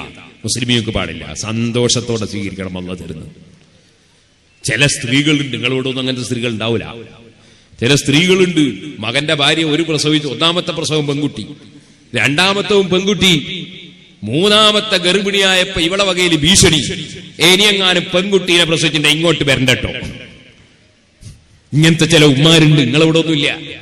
ഈ ഇത്ര വിവരം കെട്ട ഉമ്മ ഈ പെൺകുട്ടിയാണോ എന്റെ ഉത്തരവാദി? ഉത്തരവാദിത്വം ഉണ്ടെങ്കിൽ തന്നെ എന്റെ മോനല്ലേ എന്റെ ഉത്തരവാദി? ഉത്തരവാദിത്വം ആയിരിക്കില്ല എന്നുള്ളതാണ് ശരി. സുബ്ഹാനല്ലാഹ്.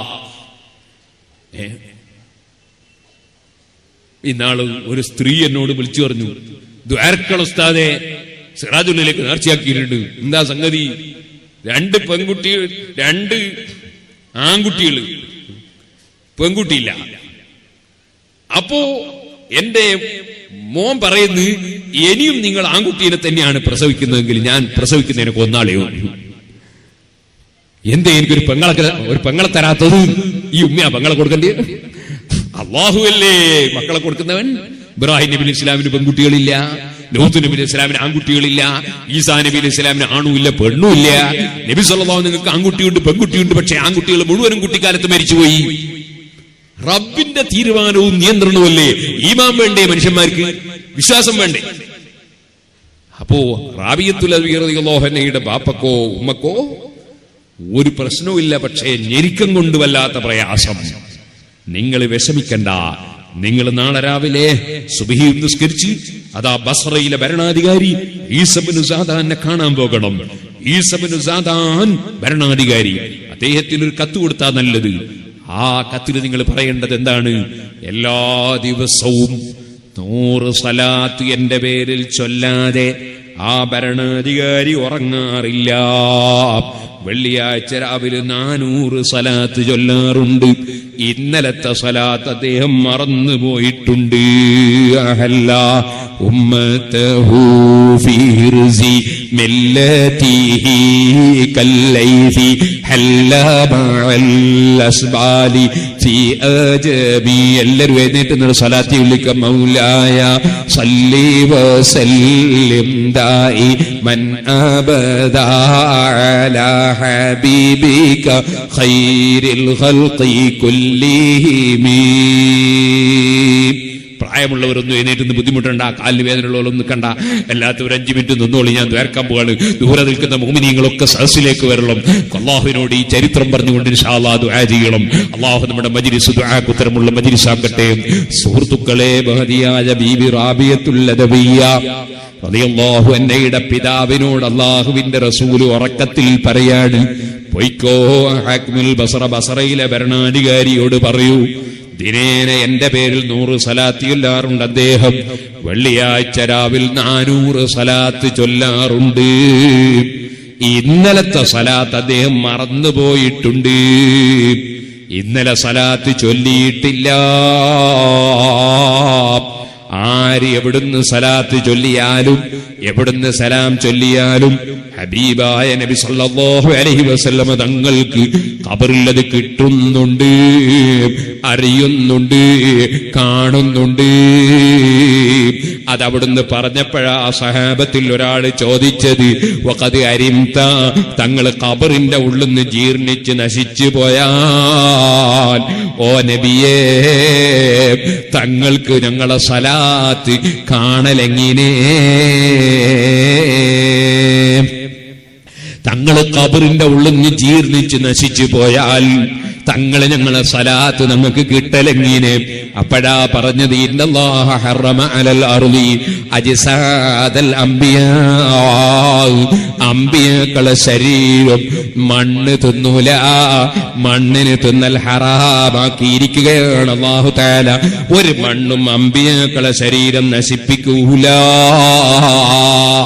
ഓ സുഹൃത്തുക്കളെ, ജമാഅത്തെ ഇസ്ലാമിക്കാരൻ എങ്ങനെയുണ്ട് മുസ്ലിമീങ്ങളെ ഭിന്നിപ്പിക്കാനെന്ന് ശ്രമിക്കുന്ന ജമാഅത്തുകാരൻ സുബ്ഹാനല്ലാഹ് അവന് സയ്യിദന്മാരെ നിന്ദിക്കുന്നതിനോ ആലിമീങ്ങളെ നിന്ദിക്കുന്നതിനോ ഒരു മടിയുമില്ലാത്ത ജമാഅത്തുകാരൻ അള്ളാന്റെ റസൂലിന്റെ ശരീരം മണ്ണിന്റെ ഉള്ളിൽ നിന്ന് ജീർണിച്ച് നശിച്ചു പോകുമെന്ന് പ്രബോധനത്തിൽ എഴുതി വെച്ചില്ലേ? എന്നാൽ റസൂലുള്ളാഹി സ്വല്ലല്ലാഹു അലൈഹി വസല്ലം പറയാണ്, അമ്പിയാക്കളുടെ ശരീരം മണ്ണ് തിന്നൂല, മണ്ണിനത് അല്ലാഹു ഹറാമാക്കി. ആ ഖബറിൽ കിടന്നുകൊണ്ട് അതാ ഈസാ ഇബ്നു സാദാൻ എന്ന ഭരണാധികാരിയുടെ സ്വലാത്ത് വരാറുണ്ട്. ഇന്നലത്തെ സ്വലാത്ത് വന്നിട്ടില്ല. ഇന്നലെ സ്വലാത്ത് ഭരണാധികാരി മറന്നുപോയി. നബിതങ്ങൾ പറയുന്നു, നിങ്ങൾ പോയിട്ടൊരു കത്തങ്ങ് കൊടുത്തോ, നിങ്ങൾ എന്ത് വേണം ആ കത്തിൽ ഈ വിവരം പറയണം. ഇന്നലെ സലാത്ത് ചൊല്ലിയിട്ടില്ല, ഞാനാണ് പറഞ്ഞതെന്ന് പറയണം. എന്നിട്ട് എന്ത് വേണം? അദ്ദേഹം ഇന്നലത്തെ സലാത്ത് വിട്ടുപോയതിന്റെ പേരിൽ 400 സ്വർണ്ണ നാണയം നിങ്ങൾക്ക് തരാൻ ഞാൻ കൽപ്പിച്ചുവെന്ന് പറയണം. ഹബീബായ നബിതങ്ങൾ പറഞ്ഞതനുസരിച്ച് അബൂ റാബിഅ റളിയല്ലാഹു അൻഹു ചെന്നു.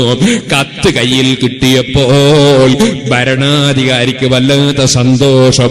ഹബീബായ നബിതങ്ങളെ പേരിൽ ഞാൻ ചൊല്ലിയ സലാത്ത് മുഴുവനും അവിടെ എത്തിയിട്ടുണ്ടല്ലോ. ഒരു ദിവസത്തെ സലാത്ത് മറന്നപ്പോൾ എന്നെ ഓർമ്മിപ്പിച്ചല്ലോ.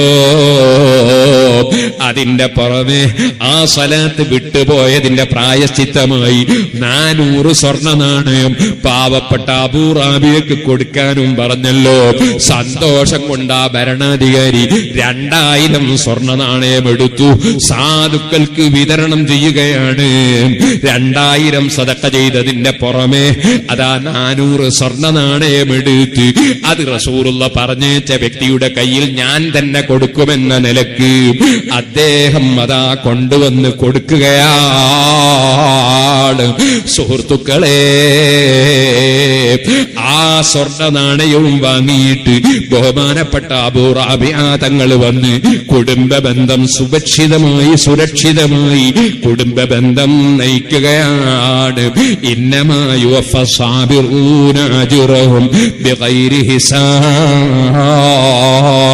ശരിക്കു ക്ഷമിച്ചുകൊണ്ട് ജീവിക്കുന്നവർക്ക് അല്ലാഹു തആല പ്രതിഫലം പൂർത്തീകരിച്ച് കൊടുക്കുന്നവനാണ്. ക്ഷമ എന്നത് ഏറ്റവും വലിയ സംഗതിയാണ്.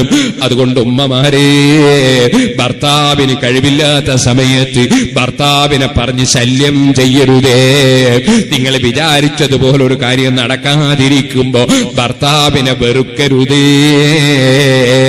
ഇതേപോലെ ഓ മോമിനീങ്ങളെ, സ്വന്തം ഭാര്യമാരെ ചീത്ത പറയരുതേ, സ്വന്തം ഭാര്യമാരെ ചീത്ത വിളിക്കരുതേ, തല്ലരുതേ, വേദനിപ്പിക്കരുതേ, അവരെ മനസ്സ് വേദനിക്കുന്ന വാക്ക് പറയരുതേ, അവരെ ബാപ്പാനെയും ഉമ്മാനെയും ദുഷിക്കരുതേ, അവരെ കുടുംബത്തെ നിസാരപ്പെടുത്തി സംസാരിക്കരുതേ.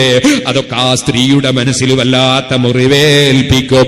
ഇതുപോലെ പറയട്ടെ, ഇന്നലെ ഒരാൾ പറഞ്ഞു, സ്വന്തം പെങ്ങളെ കല്യാണം കഴിച്ചു കൊടുത്തിരിക്കുന്നു, പക്ഷേ ഇപ്പോൾ ഭർത്താവിന്റെ വീട്ടുകാര് സ്വീകരിക്കുന്നില്ല. എന്താ കാരണം?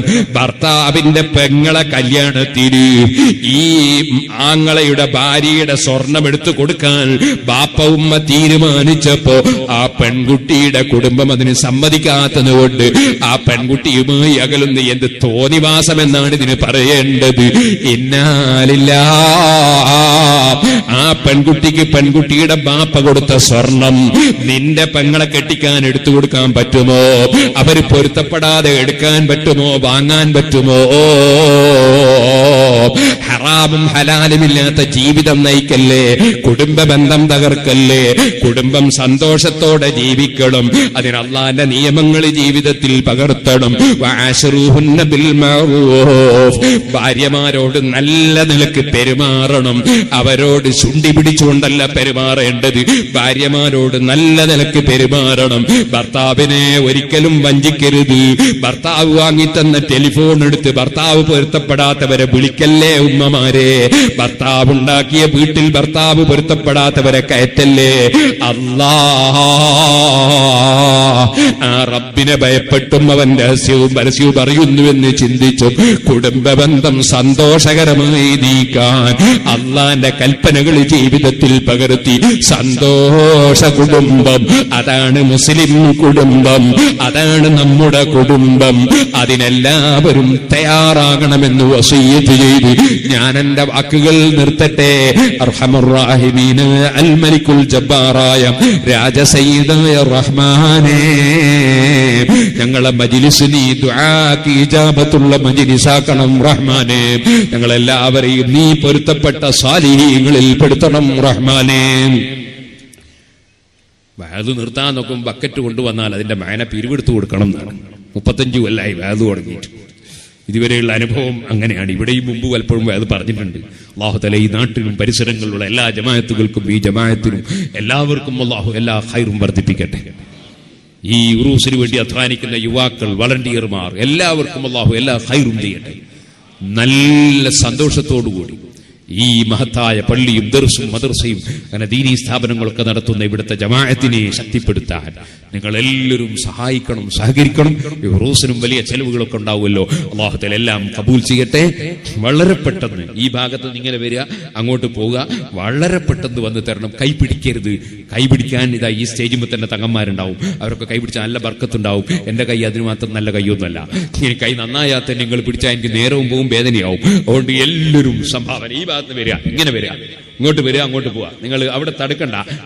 കുറെ ആൾ ഒന്നായിട്ട് വന്നോട്ടെ, അത് എതിലെ വന്നോട്ടെ. എല്ലാവരും സംഭാവന തരണം. സ്ത്രീകളെടുത്ത് ബക്കറ്റ് കൊടുത്തേക്കണം. അല്ലാഹു തആല നമ്മുടെ മജ്ലിസ് ദുആക്കുത്തരമുള്ള മജ്ലിസ് ആക്കട്ടെ. അല്ലാഹുവേ ഞങ്ങളെ നീ ഖബൂൽ ചെയ്യണം റഹ്മാനെ.